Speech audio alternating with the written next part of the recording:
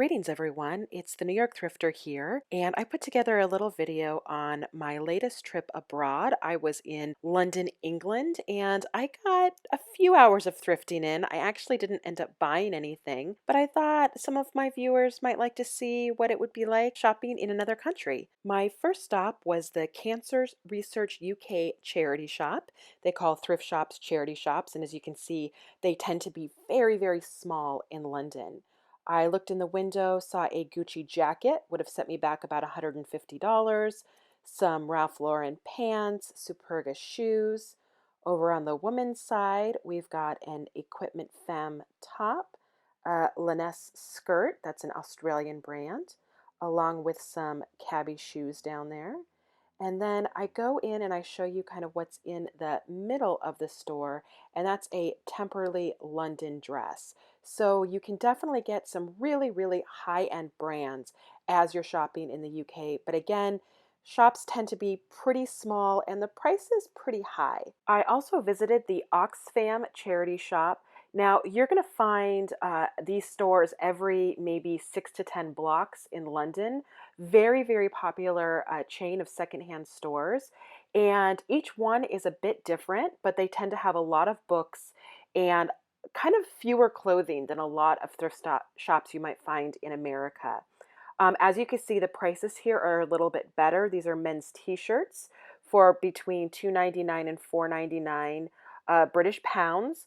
£1 is about $1.30, and so for those shirts, you'd be paying between like $4 and $5. The women's clothing was priced a little bit higher, and a lot of times in Oxfam, you're going to see maybe some of the lower brands like Old Navy, Topshop, H&M, and so not necessarily somewhere where you would thrift for reselling. I did get to the Brixton neighborhood, which is kind of a cool hipster neighborhood, maybe like Brooklyn, and went to Bernardo's, which is the largest thrift store in the area.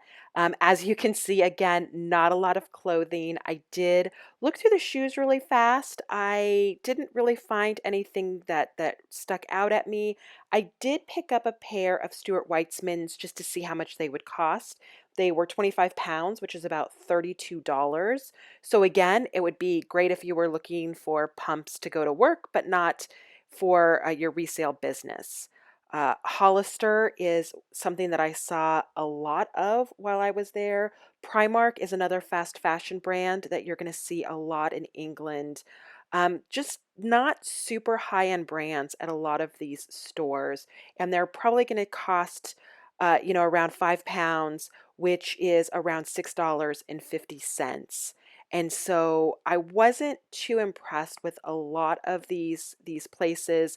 There are ways that you can find better brands in different neighborhoods and higher end neighborhoods. Every once in a while, I did find something nice. This is a Karen Millen cocktail dress. They wanted 14 pounds for, which would be a little under, $19. Really can't make your money back from that, so I left it behind. And here is where I struck gold. This is the Notting Hill Portobello Road Market, which is one of the most famous outdoor markets in the world. Very, very cool place to just hang out, get something to eat. Looking at some of the sellers on the road, these are some old cut-off Levi's. Really, really cool. Everything on this rack is 15 pounds, which is just under $20. I really liked how they kind of staged them. They rolled up for these vintage shirts, they rolled up the sleeves and, kind of tucked in, put a knot in the bottom, which made them, look cooler. You could see yourself wearing one of these vintage pieces. Here there was a Royal Trinity Hospice shop that I found, and again, this is in one of those kind of areas where people are willing to spend a lot of money, and so you're going to see some of the prices be quite high, but the brands were getting a little better. This is a new with tags J. Crew. There was a lot of French Connection for some reason. I'm not sure if that's really popular in this area. Zara is definitely something that I was seeing around a lot. I did find a few designer pieces. I think coming up here is a Coples shirt, which again I find a lot in America. I definitely pay less than 18 pounds, which is a little over $23. But I really liked the piece. It wouldn't have fit me, so I put it back. But one of the things that I was really drawn to in this particular thrift shop is what they called the luxury edit, where they had the special pieces or designer pieces. A lot of these pieces started at around 40 pounds, which is just over $50. But you're going to see this is an Alice Temperley. I also go and find a Reese piece. Um, that unfortunately rhymes. That was only around $20, so that if it was a little bit fancier, it might have been worth it. I really, really loved a couple of these pieces. My absolute favorite is coming up, and it is a Stella McCartney. And it was over $100, but when you look at it, it had this incredible swan detail, embroidered detail that was just over the top amazing. I also found some Madeline Berger, some LK Bennett, and then they also were calling some of the brands maybe designer or high end, which here in America we definitely see is not as great. For example, Matthew Williamson is something that they had on this rack, which just isn't, I don't know, something that's very desirable here in the United States. Here on the shoe rack is gorgeousness. We have a Louboutin for $50, which is about, or I'm sorry, 50 pounds, which is about $65. Some Miu Miu's, some Manolos. I also found some Marc Jacobs. Marc Jacobs is pretty popular, at least in the stores that I went to. I found quite a bit of that, so that was really fun just to find these pieces. Really expensive, but just being around them is kind of cool.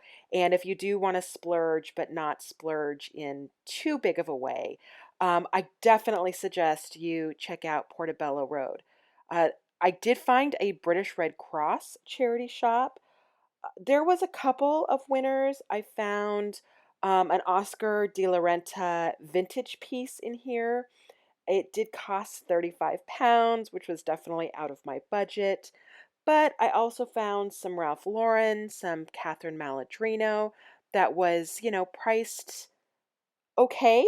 Um, Nothing to write home about. I definitely feel uh, that thrifting here in New York, in the New York area, is a lot better. It's not as expensive, and I just find more finds. It's almost like the people that are pricing these really know their brands, know what they're doing. So when they find something from a designer, they know what to price it at.